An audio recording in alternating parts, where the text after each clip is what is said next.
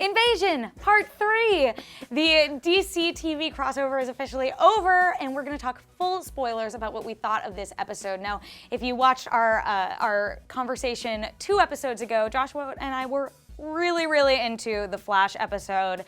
We thought that the Arrow episode worked a lot more as an Arrow 100th episode instead of necessarily a great crossover episode. But I would argue that the finale, as great as it was to see all these characters come together, was probably the weakest of the 3, simply because I didn't think it was a great conclusion. What did you think, Joshua? I agree with that. That's it. That's it, and that's a wrap. No, yeah. I just thought, it was good. It just wasn't like great, and there were a lot of like loose ends. And I get that they want to like do this event and then have some things have lasting effects that can pick up later. So it's not just a completely just self-contained event. But I thought it could have used a sort of like cleaner finish, like a little wrap up in the end. Yeah, I think the thing that let me down the most, because I love seeing these characters interact, the heroes, I love getting these 4 shows together and just seeing what it's like when they talk to each other, but I thought the Dominators themselves and the way they were defeated, I don't know, I think this is sort of a repeated issue with some of these crossovers, but it felt very easy at the end and also didn't feel very final, like they just sort of left, and I thought that was, very open. I think it's very clear that they're going to come back. In fact, the Dominators will be on Supergirl later in the season, though obviously that is a different Earth and probably different Dominators. But yeah, I felt like it was very simple, and also maybe part of it was the fact that so much of the Arrow episode of the crossover was focused on those characters instead of the Dominators themselves, that I thought the Dominators' motivations and the whole like way that the Legends and everyone came about determining how to defeat them were very rushed and unclear. Like, what were they really trying to accomplish by going back in time?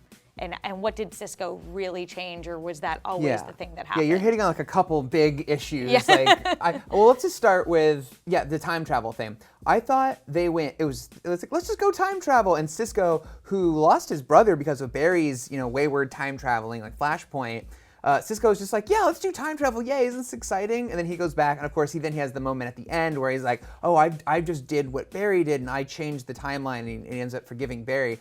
But it never should have happened in the first place. Like, why would, especially because of the grave conversation they all had in the Flash episode where Barry had to admit that he, screwed things up.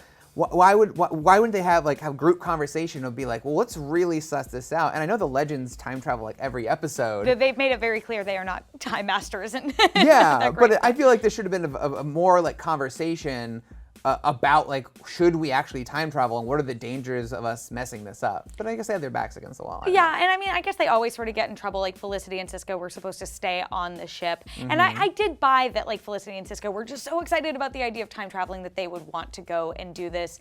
I thought that was like a nice resolution. I'm glad that Cisco does not continue being angry at Barry. But again, I think it was hurt. It was hard. It was hard seeing them like that. But yeah, I mean, the bigger issue to me was like what exactly Cisco changed, because I got the sense the second they were like, oh, this happened in 1951, and I was like, okay, so obviously that's going to be the Legends episode where they go back, but I didn't necessarily buy that they changed anything. I just assumed that they were on the cyclical cycle and that happened the entire time. Yeah, to be honest, me either. Maybe someone can let us know in the comments. Yell at us and tell us how dumb we are in the comments if it's very clear to you, but that went over our heads a little bit. Yeah, when he came back, he's like, oh, I changed something. What did he change? I don't know. But yeah, so another thing is, and I also want to just give the show makers a credit, because they did a full 3-part superhero crossover with an alien invasion, like a global invasion. That's awesome, with full superpowers and everything. That said, yeah, it didn't quite work in the end with like the solution was putting little tasers on every alien invading across the world. And I guess Barry just covered the United States while Supergirl did every other country. Weren't they even together? I don't know. Parts, yeah. Well, he could run over the water, but still, it was just a bit of a stretch, and I didn't think that putting tasers on all the ones, just on the ground troops too, not even the ones in the ships, like aren't they fine? That would be enough to drive them all away from a global invasion. And also, if you were going to set off a meta-gene bomb, why would you do a ground invasion anyways? Shouldn't you just detonate the bomb? Distraction? Yeah, but still, that doesn't make sense. Yeah, I mean, to me, part of it was like they spent so much time on Arrow, having be the 100th episode, which is fine. I think it was the right choice to have it be a great 100th episode, but this all just felt very rushed to me because they ran out of time real estate. Again, they had 3 whole episodes, and I agree with you. Like these criticisms of it being of the 3, I still really liked this episode. I just thought it was the weakest of the 3, and I guess, you know, as much as it feels a little bit like a movie-sized event, they do need to set these characters back on their individual paths. There are still the mid-season finales of Flash, Arrow, and Legends next week. But yeah, I think that there was.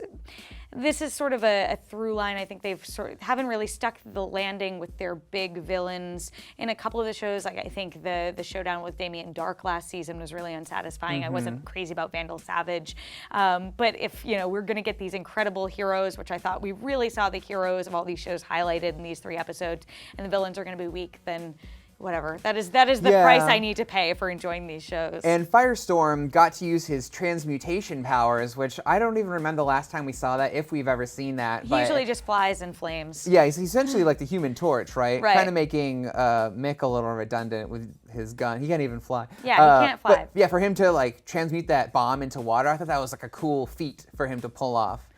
I also want to say I really like Stein's daughter. That's a one-off thought, but I'm really happy he's not getting rid of her. I think maybe she could be the new female Atom or something, because she's a master of tiny molecular things, whatever they call it, subatomic science.